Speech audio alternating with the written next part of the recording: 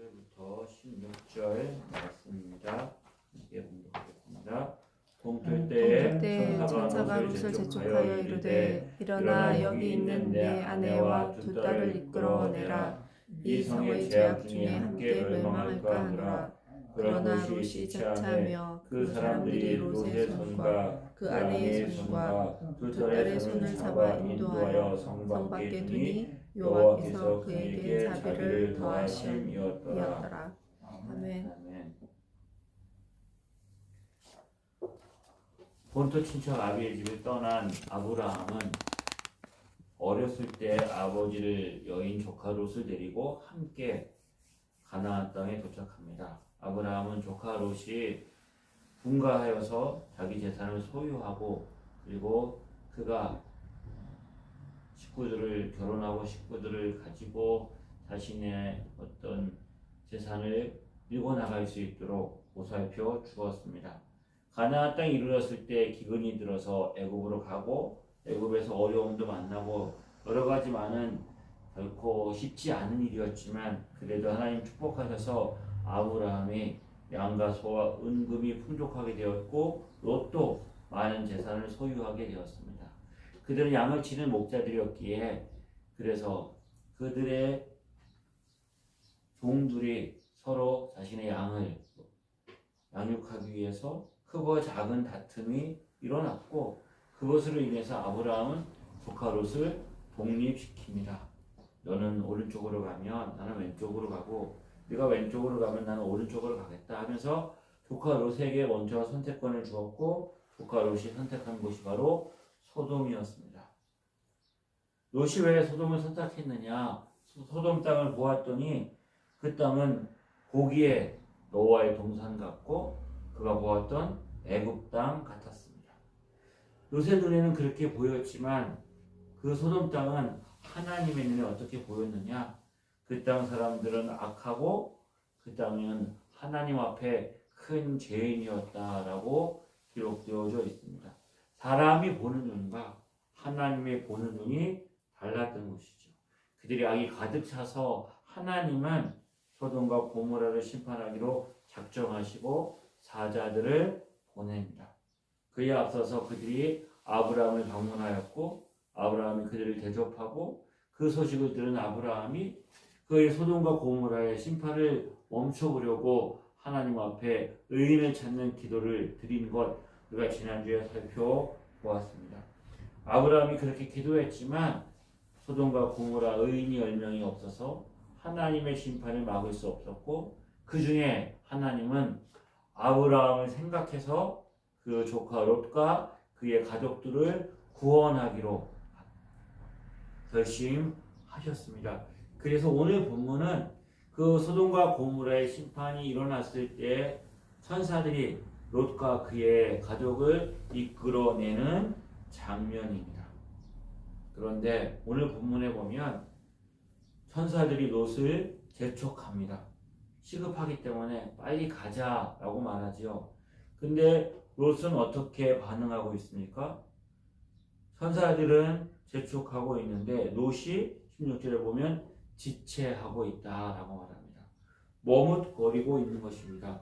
꾸물꾸물거리고 있는 것입니다. 약속 시간이 다 되었는데 기다리는데 나오지 않으면 어떻습니까? 재촉하다 보면 속에서 열분이 날 때가 있지요. 롯이 꾸물거리고 있는데 언제 꾸물거리고 있습니까? 급박할 때입니다.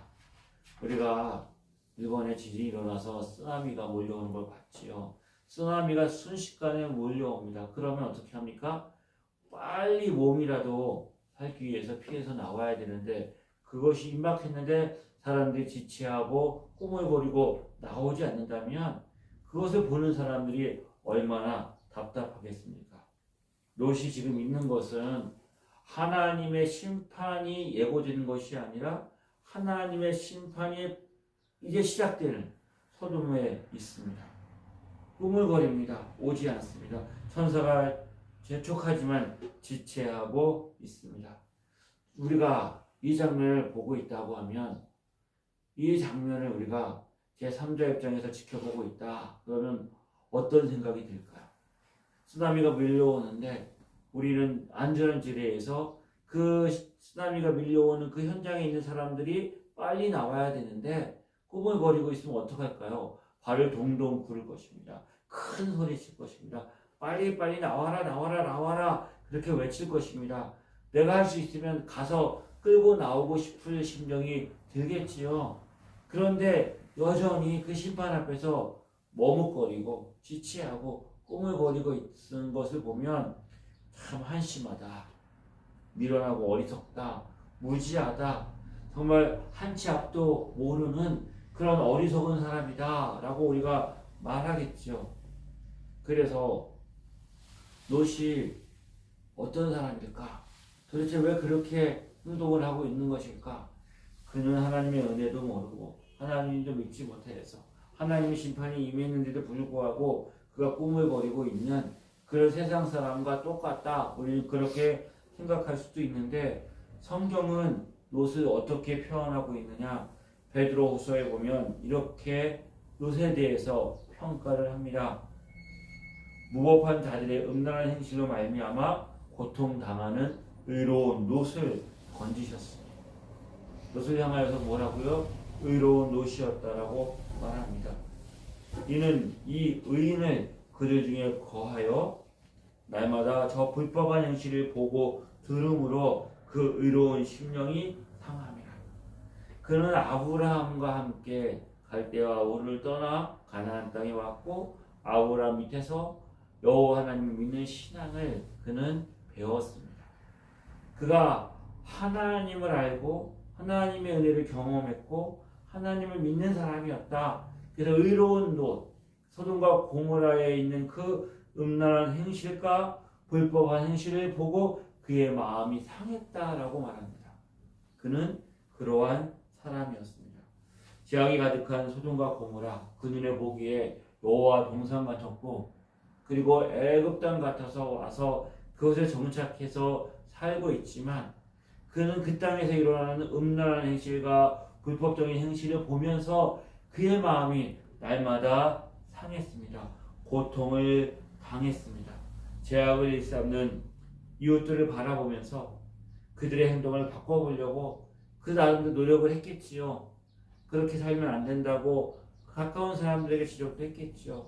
하지만 그는 자신의 한계를 느꼈고 그것을 인하여서 그 마음을 괴로워하며 고통당하는 그 심령으로 살고 있었다라고 성경은 기록하고 있는 것이죠. 소돔은 악하며 여호와 앞에서 큰 죄인이었습니다. 소돔이 얼마나 타락했고 소돔이 얼마나 음란하고 소돔이 얼마나 악했는지를 보여주는 장면이 있지요. 두 천사가 이제 그 땅의 심판을 이제 행하려고 그리고 조카 롯을 그가 구원하기 위해서 롯의 집에 방문하죠. 낯선 사람 둘이 롯의 집에 방문했습니다. 그런데 온 마을 사람들이 남녀노소, 여기 보면 물원대소하고 다 이제 물원대소, 노소, 그러니까 어른이나 아이나 다 롯의 집 앞에 몰려왔습니다. 왜요? 낯선 사람이었으니까 구경하고 대접하려고? 아니었습니다. 뭐라고 말합니까? 그를 우리에게 내어주라는 것입니다. 왜요?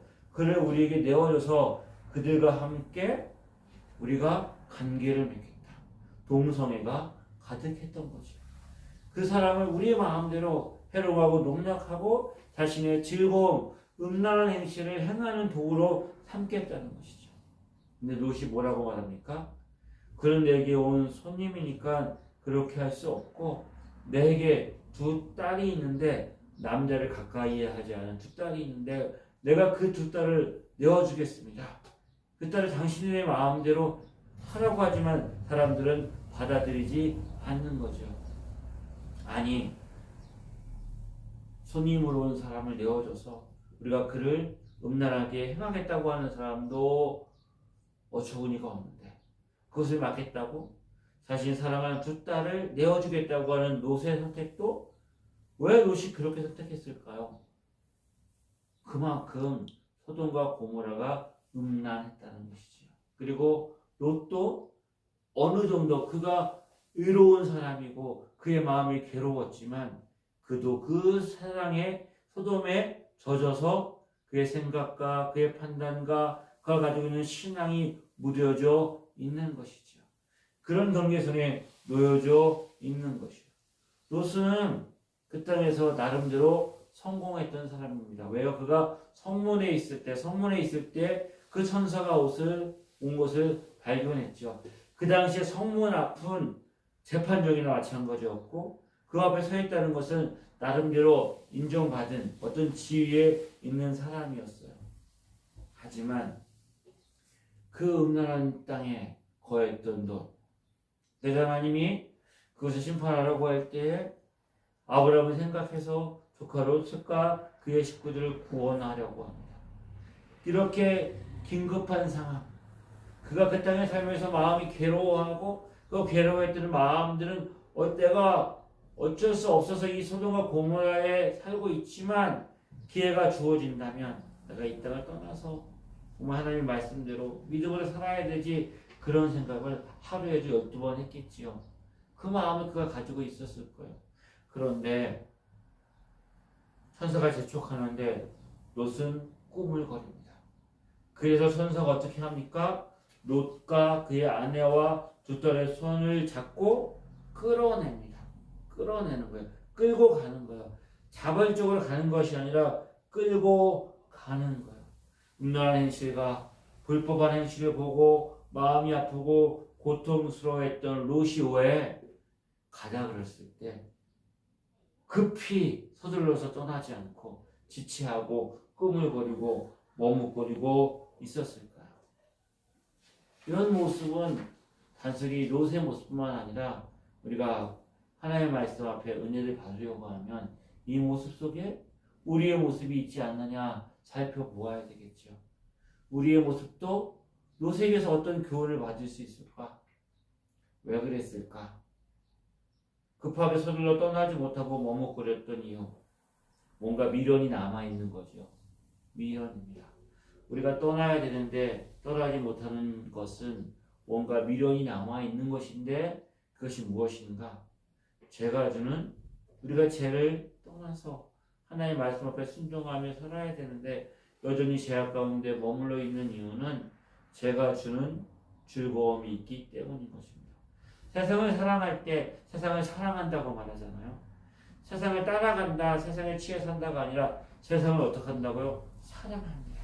사랑하는 것에는 기쁨이 있고 즐거움이 있고 사랑하는 것은 내가 만족이 있는 거예요. 내게 만족이 없는데, 내게 기쁨이 없는데 좋아하겠습니까? 왜 사랑해요? 내게 만족과 기쁨을 주는 것이 있기 때문입니다. 세상에서 세상을 따라가다 보면 내 즐거움과 쾌락과 세상이 어떤 물질을 추구할 때 우리 안에 주는 기쁨과 안정감이 있는 것이에요. 불법한 행실을 보고 살았던 의로운 롯도 그 세상에서 취해서 살아가면서 떠나지 못하는 것은 그가 죄에서 느끼는 즐거움, 기쁨에 취해 있었기 때문에 머뭇거리고 떠나지 못하는 것이죠. 사람의 입맛이 길들여지면 떠나기 힘들잖아요. 그래서 그것에 취해버리면 안 되는 줄 알면서도 찾게 되어집니다. 설탕이나 단 것이 몸에 해로운 거 알지만 거기에 중독이 되면 사람은 빠져나오지 못합니다. 순간의 쾌락과 즐거움이 있을 때 그것을 내가 잠깐의 즐거움을 얻기 위해서 지불한 그 대가가 나에게 주어지는 고통과 아픔이 큰지 알면서도 거기에서 떠나지 못하는 것이죠. 그러면서 우리의 삶은 점점 세상에 물들어가고 그 삶에 중독되어져 가는 것이죠. 성도의 참 기쁨은 세상이 줄 수 없는 하나님의 은혜 안에서 하나님이 주신 그 구원의 기쁨을 누리며 살아가야 되는데 놀랍게도 세상의 기쁨은 그 구원의 기쁨을 잃어버리게 만드는 것이죠. 다윗이 밧세바를 취하기 위해서 그의 충신이었던 우리아를 죽이고 밧세바를 취하고 아들을 낳습니다. 세상의 즐거움, 육신의 쾌락을 위해서 행했던 다윗이 그 죄악을 깨닫고 그가 괴로워하면서 이렇게 기도하지요. 주여, 주의 손이 주여로 나를 누르시오니 내 지내기 하여 여름 가물의 마름 같습니다. 내 마음이 여름 가물에 타들어가는 그 돼지와 같이 고통스러워하고 있는 것이죠. 주의 구원의 즐거움을 내게 회복시키시고 자원하는 심령을 주사 나를 붙드소서. 구원의 즐거움, 그것이 바로 우리가 가져야 되는 기쁨인데 롯은 머뭇거리고 떠나지 못하는 것이죠. 우리가 이 세상에 어떻습니까?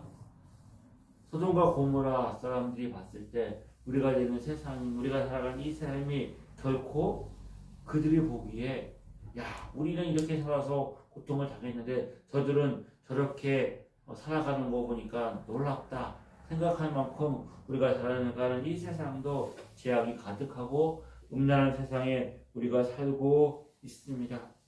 그래서 사도 바울도 우리가 이 세상을 살아갈 때 세상을 사랑하지 말고 세상에 우리가 따라가지 말라고 말하죠. 하지만 우리가 세상을 떠나갈 수는 없고 구별된 삶을 살아야 된다. 성경은 이야기하고 있는 것이죠. 또 하나 롯이 머뭇거리고 떠나지 못하는 것은 하나님의 마음이 급하고 천사의 마음은 급한데 롯의 마음은 급하지 않은 거예요. 왜요? 심판이 임한다고 하는데 눈에 보이지 않는 거예요. 당장 뚝에 물이 넘치려고 하는데 아직 뚝이 안전한 거예요. 물이 100도에 끓잖아요. 99도가 되었을 때 아직 끓지 않는 거예요. 끓지 않으니까 어떻습니까? 그냥 안전하다고 생각하는 거예요. 마치 냄비에 개구리를 넣으면 그 불을 우리가 이제 높이면 점점 뜨거워지잖아요. 그런데 갑자기 뜨거워지지 않아요. 미지근하게 데펴지다가 그냥 개구리가 거기에서 그 삶에 익숙해지다 보면 죽음을 맞이하는 것처럼 하나님의 심판이 이제 임한다고 하는데 실감이 나지 않은 거예요. 하나님의 경고가 있음에도 불구하고 그의 눈이 열려있지 않은 거예요. 소돔과 고모라를 버리고 떠나야 하는데 그 떠나는 그 삶의 영광과 기쁨이 눈에 보이지 않고 여전히 그 삶에는 하나님의 심판이라는 그 하나님의 메시지가 실감나지 않는 거예요. 왜 이렇게 되었을까? 롯이 하루아침에 이렇게 되지 않았겠죠. 우리가 말한 것처럼 첫 단추, 어디서부터 잘못되었는지 우리가 돌아보아야 되겠죠. 우리의 삶을 돌이키고 떠나려고 할 때 우리 자신을 돌아보면서 무엇이 잘못이었을까?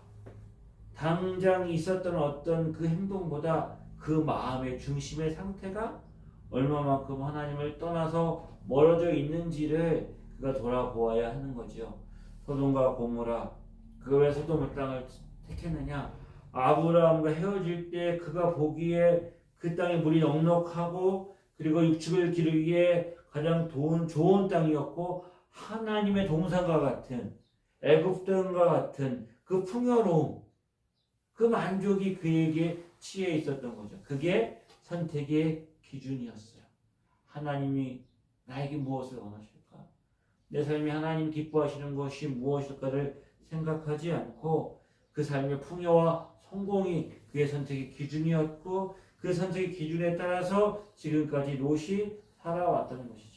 그 삶을 살아왔지만 여전히 그는 하나님을 떠나지 않았고 하나님 주시는 양심과 신앙을 가지고 나름대로 버텨보려고 했지만 그 삶을 돌이키지 못하는 것은 처음에 시작했던 그 첫 단추가 잘못되었던 것이죠. 그래서 그는 떠나지 못하고 머뭇거립니다. 그래도 우리는 이런 생각을 할 거예요. 그래도 롯은 하나님이 그를 건져내서 구원해 주었잖아요. 어쨌든 이간에 그가 하나님의 선택을 받았고 구원받았잖아요. 불 가운데서라도 우리가 어떤 삶을 살지라도 하나님 나를 선택하셨고 내가 예수 믿으니까 하나님 나를 구원하실 거예요 라고 롯을 보고서 우리가 교훈을 삼고 우리의 삶에 안도감을 느낀다고 하면 하나님의 말씀을 우리가 잘못 적용하는 거죠. 롯을 통해서 얻을 교훈이 무엇입니까? 이 땅을 살아가는 성도의 삶이 어떻습니까? 어떻게 살아야 되는지, 어떻게 하나님의 은혜 안에 살아야 되는지 성경에 보면 대표적으로 우리가 이제 마지막에 심판이 있겠지만 심판을 예고하는 두 가지 장면이 있죠. 하나가 우리가 이것도 본문에 소돔과 고모라를 심판하는 장면이었어요. 또 하나의 장면은 노아의 홍수입니다. 이 롯데 소돔과 고모라를 심판하는 것은 그 지역이 국한되어 있었지만 노아의 홍수는 온 세상이 홍수로 하나님의 심판을 받고 노아와 그의 식구들만 구원받는 장면이 나오지요. 똑같은 베드로의 후서에 노아에 대해서 이렇게 이야기합니다. 옛 세상을 용서하지 아니하시고 오직 의를 전파하는 노아와 그 7 식구를 보존하고 경건치 아니한 자들에게 세상의 홍수를 내리셨습니다. 노아는 히브리서 11장 7절에 믿음으로 노아는 아직 보지 못한 일에 경고하심을 받아 경외함으로 방주를 예비하여 그 집을 구원하였으니 이로 말미암아 세상을 정죄하고 믿음을 쫓는 의의 후사가 되었느니라. 아직 보지 못한 일의 경고를 받았어요. 보지 못하는 일의 경고를 받았던 노아는 경건함으로 방주를 지음으로 인해서 홍수를 대비하고 구원을 받았지요. 아직 보지 못한 것은 롯도 마찬가지예요. 노아는 긴 세월을 믿음으로 그 방주를 지었다면 롯은 임박한 심판이 있음에도 불구하고 보지 못하는 거죠. 성경은 말합니다. 이 시대가 노아의 때와 같고 소돔과 고모라의 때와 같다. 그렇게 판단합니다. 아담과 하와가 선악과를 따먹고 범죄한 이후로 이 땅에 죄가 들어왔고 죄가 점점 자라면서 노아의 홍수가 이를 만큼 죄가 감염했던 것처럼 성경은 우리가 살아가는 이 세상이 뭐와 같다고요? 노아의 때와 같고 소돔과 고모라의 때와 같습니다. 그러니까 이 말은 뭐예요? 내일 예수님 오셔도 그렇죠. 우리는 죄가 간영하고 하나님을 참다 못해 이제 하나님의 심판, 그래서 우리가 징조를 구하죠. 전쟁이 일어나고 홍수가 일어나고 지진이 일어나고 이런 소식들이 일어날 때마다 우리는 예수님 오실 때가 다 되었구나 라고 우리는 생각하잖아요. 근데 인류 역사 가운데 전쟁이 쉬었던 기간은 크지 않고 우리가 폼페이가 그 화산으로 인해서 무너져가지고 그 큰 도시가 화산으로 인해서 심판받았던 것들처럼 홍수와 지진과 쓰나미와 이 소식들은 그 질병과 여러 가지 많은 소식들은 매일 듣잖아요. 그것을 들을 때마다 세상에 죄악이 가득하고 끔찍한 범죄가 일어나는 것을 볼 때마다 우리는 말세다. 정말 예수님 오실 때가 다 되었다라고 생각하잖아요. 그러니까 우리가 살아가는 이 세상이 노아의 때와 같고 소돔 때와 같고 오늘 당장 예수님 오신다고 하더라도 우리는 할 말이 없어요. 그만큼 우리가 살아가는 세상은 악하지요. 이 세상 우리가 어떻게 살아야 될까요? 소돔과 고모라가 멸망할 때 조카 롯이 그 땅에 머물러 있으려고 했을 때 떠나라고 말하잖아요. 나름대로 그 땅에 존재하는 이유가 있었겠지. 내가 무엇인가 열심히 해서 이 사람들을 변화시키고 세상을 바꿔봐야지. 우리가 그런 생각들을 할 수가 있을 거예요. 하지만 우리의 삶에는 분명한 한계가 있고 롯도 해보려고 했지만 안 되는 그 순간이 있어요. 그것은 어때요? 하나님의 때에 하나님의 심판으로 하나님 행하시는 일이 있는 거죠. 그런 걸 우리가 가져야 되는 그 믿음의 중심은 롯의 선택이 아니라 노아의 선택처럼 언제든지 우리의 삶에 하나님의 은혜를 기억하고 우리가 하나님의 그 심판 앞에 서 있다는 마음을 가지고 그럼에도 불구하고 하나님의 은혜가 우리를 구원하셔서 하나님의 자녀 삼으셨고 그래서 믿음으로 살아가기로 결단하며 결심하며 하루하루를 살아가는 것이 성도의 삶의 자세이겠죠. 성경은 말합니다. 세상을 떠나고 자신의 의를 버리고 십자가를 지고 믿음으로 걸어가라고. 쉽지 쉽지 않지요. 하지만 늘 성경 우리의 삶을 경고하고 있는 거죠. 천사는 지금도 우리로 하여금 그 삶에서 떠나서 하나님의 은혜 안에 하나님을 믿음의 삶을 살아가라고 경고하고 있는 것이죠.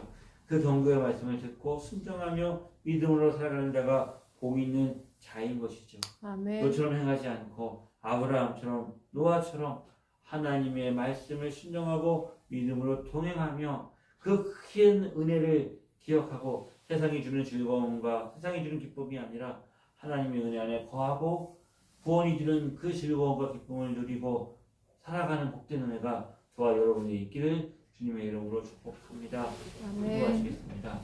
참 좋으신 하나님 아버지, 이 땅을 믿음으로 살게 하여 주옵소서.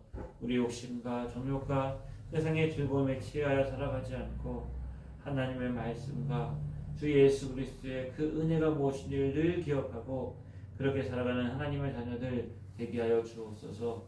주님 오시는 그날까지 이 믿음의 길을 승리하며 걸어가게 하여 주옵소서. 예수님의 이름으로 기도드립니다. 예수 그리스도의 은혜와 하나님 아버지의 크신 사랑하심과 성령님의 인도하심이 믿음으로 주님 바라보고 주의 주신 은혜 안에 거하며 승리하기를 소망하는 하나님의 자녀들 위해 지금부터 영원히 함께 하시기를 간절히 축원하옵나이다. 아멘.